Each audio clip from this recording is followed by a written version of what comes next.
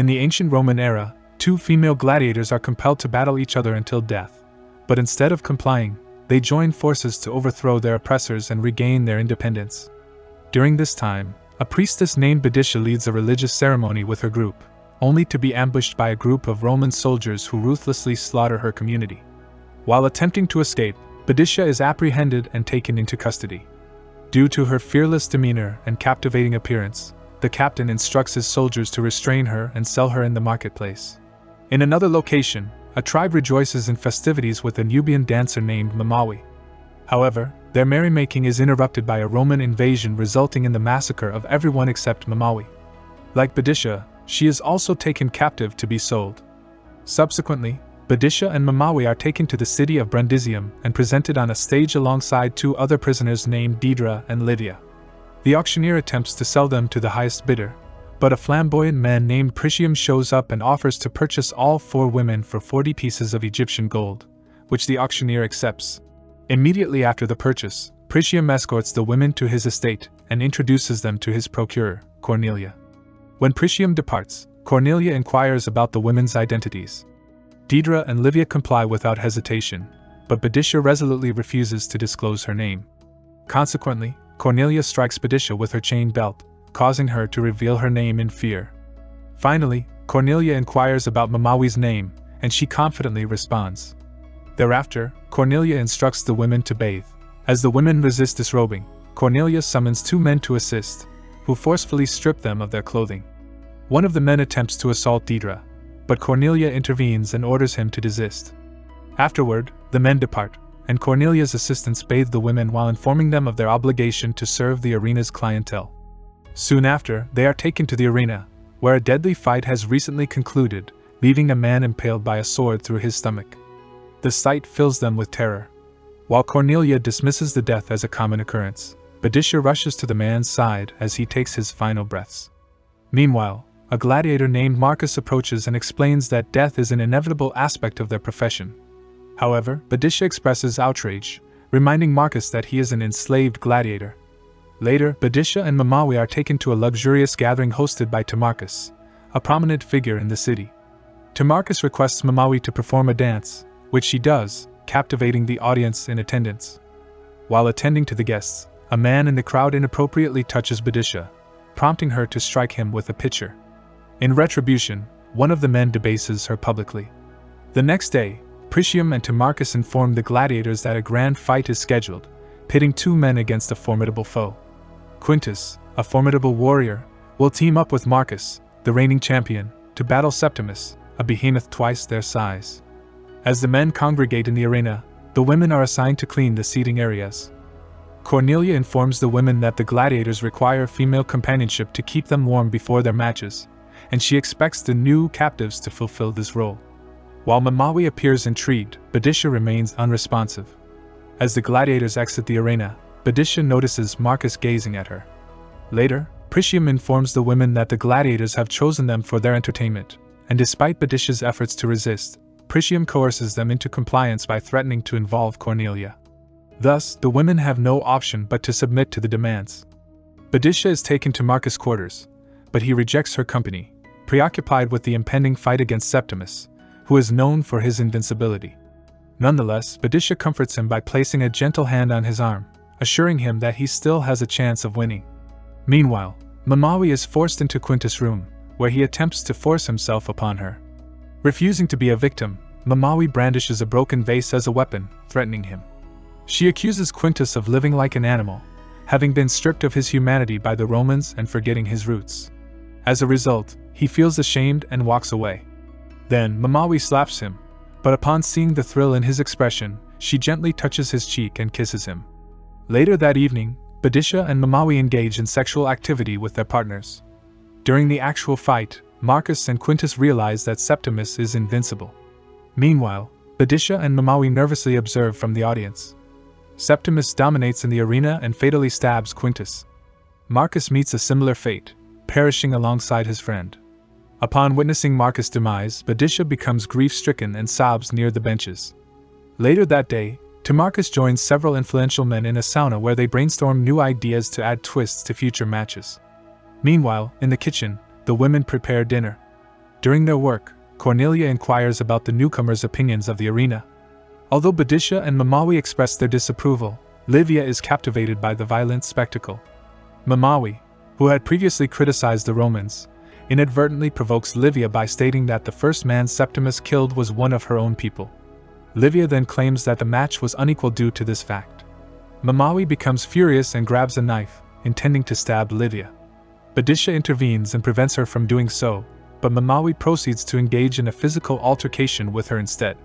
The fight escalates, causing food to fly everywhere and creating a chaotic scene.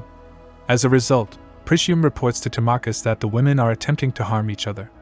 Upon arriving at the scene, Timarchus realizes that the situation is unmanageable. Septimus suddenly approaches Timarchus, inquiring about the whereabouts of his lover, Licinia. In an attempt to defuse the situation, Timarchus lies and tells Septimus that Licinia has died in the kitchen. Believing this, Septimus immediately takes action, demanding that the women present Licinia to him. However, Licinia emerges from under the table, ecstatic to reveal herself to Septimus, who then embraces her and carries her away. Meanwhile, Timarchus' associate suggests that an all-women's fight would be intriguing, as it would resemble the return of the Amazons. Timarchus becomes excited by the idea and orders the women to train with the gladiators the next day. During the training, Mamawi engages in another fight with Livia and aggressively tackles her to the ground. The altercation only ends when Septimus intervenes and reprimands Mamawi for her behavior. A week later, the women are ready to enter the arena. The spectators are so thrilled to see them that they find the men's duel dull in comparison.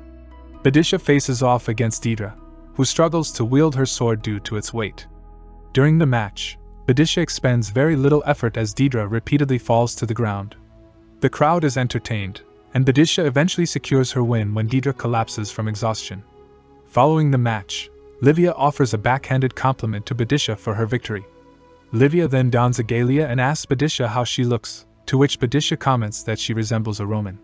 This pleases Livia, who believes that she must defeat her provincial opponents. After Livia leaves, Boadicea and Mamawi comment on how desperate Livia is to become a Roman, despite being like them. Boadicea reminds Mamawi that they might not survive the upcoming fights, so they need to support each other. However, Mamawi insists that they must fend for themselves. The next day, all the gladiators assemble in the arena, where Priscium arrives with 2 scrolls containing the names of the contenders for the next games. He announces that another duel for the women will take place the following day, and hands one of the scrolls to Cornelia. Cornelia reads the scroll and discovers that Mamawi and Livia are set to face each other in the upcoming duel. Later that night, Licinia wakes up from a terrible dream where she's forced to fight in the arena.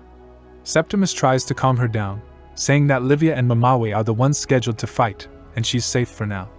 However, Licinia argues that the women might still die in the fights. Septimus responds by saying that it's the will of the gods. The next day, Mamawi and Livia enter the arena. Mamawi introduces herself to the crowd, but when it's Livia's turn, she proudly proclaims herself as a daughter of Rome. Upon learning that one of the gladiators is a citizen, the onlookers coerce Timarchus to find a replacement. However, all the other female gladiators are occupied, leaving only Licinia available. Despite being hesitant, Licinia readies herself behind the scenes and steps into the arena. Septimus is taken aback by her presence, but he supports her from the sidelines. Mamawi gains the upper hand as the fight progresses and ultimately disarms Licinia. The audience demands Mamawi to execute Licinia, but she refuses to do so. Under the pressure of the onlookers, Timarchus compels Mamawi to carry out the killing, or else face his archer's arrows. As Mamawi hesitates to execute Licinia, Septimus becomes enraged and yells. Mamawi gets hit by 2 arrows, leaving her with no option but to kill Licinia.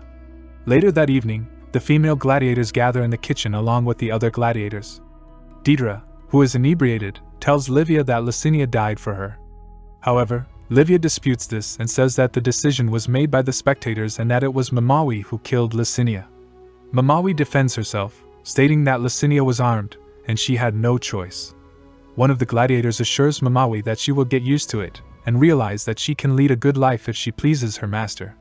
Furious, Boadicea screams at the men, saying that they are willingly enslaved.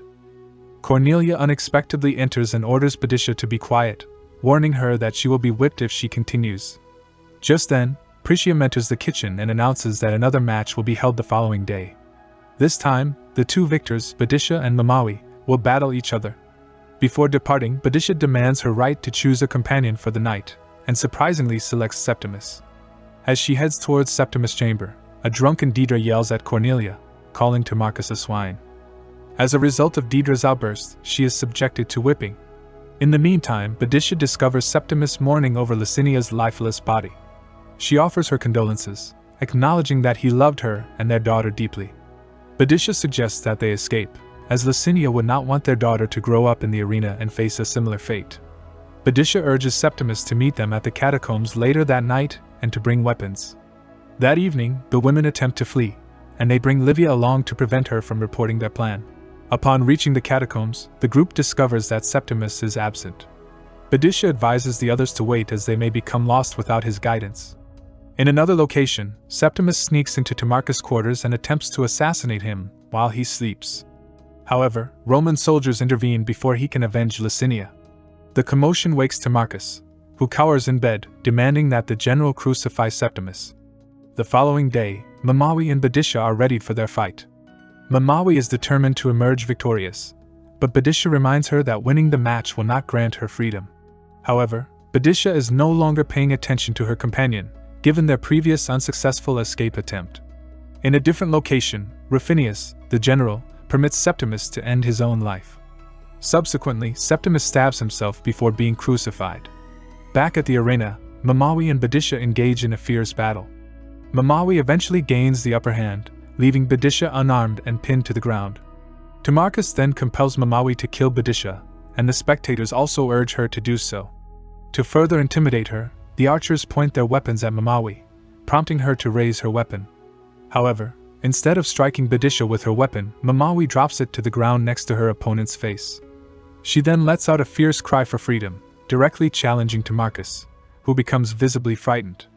Timarchus attempts to order his right-hand man to summon the archers, but before he can do so, the man is struck by 3 arrows and falls to the ground. To Timarchus' horror, the women they had bought for the arena have initiated a revolt. Armed with bows and arrows, they stand at the benches, prepared to attack. Deidre then pushes Timarchus into the arena, where he comes face to face with Boadicea and Mamawi. Despite his threats to crucify them, the women proceed to kill him, causing chaos to erupt as the crowd cheers. The women then use their arrows to kill some of the Roman soldiers while the gladiators enter the arena to battle against them. The spectators join in, throwing elites, including Pritium, into the arena. At the same time, Cornelia mourns the death of Timarchus and, in her vengeful state, attempts to kill Deidre with a sword, only to be stabbed in the back by Mamawi. Following the chaotic events in the arena, Boadicea, Mamawi, Deidre, and some other gladiators manage to escape. Along the way, they encounter Livia, who is cornered by a group of spectators. They try to leave the city, but are met with a group of Roman soldiers blocking their path, forcing them to flee to the catacombs. Despite their valiant efforts, none of the gladiators survive, and only the 3 women and 1 other companion make it out alive. Meanwhile, Rufinus informs one of the elites that his soldiers will only pursue the rebels until sunset, as they are expected to be in Rome. Rufinus wastes no time and dispatches his soldiers, accompanied by some hounds, to the catacombs to pursue the women. Another fierce fight breaks out, resulting in only Boadicea, Mamawi, and Deidre surviving, while their companion succumbs to an injury. Attempting to escape, the women are forced to jump to the other side of the catacombs, which terrifies Deidre. It takes her some time to gather the courage to jump, and when she does, she falls short. Luckily, Mamawi catches her, but they struggle to pull her up when the soldiers catch up to them. Suddenly, one of the soldiers throws a spear at Deidre, causing her to fall to her death. In a fit of rage, Mamawi retaliates by throwing the spear back at the soldier, killing him. The remaining 2 women continue to flee while a determined elite pursues them. When he catches up, he attacks Boadicea, injuring her arm with a slice. Mamawi tries to fight him off but is overpowered and brought to the ground. The elite almost crushes her face with a rock, but Boadicea manages to pierce him through the belly with her sword. Finally, the 2 women reach the exit, and they are greeted by the fresh air of freedom.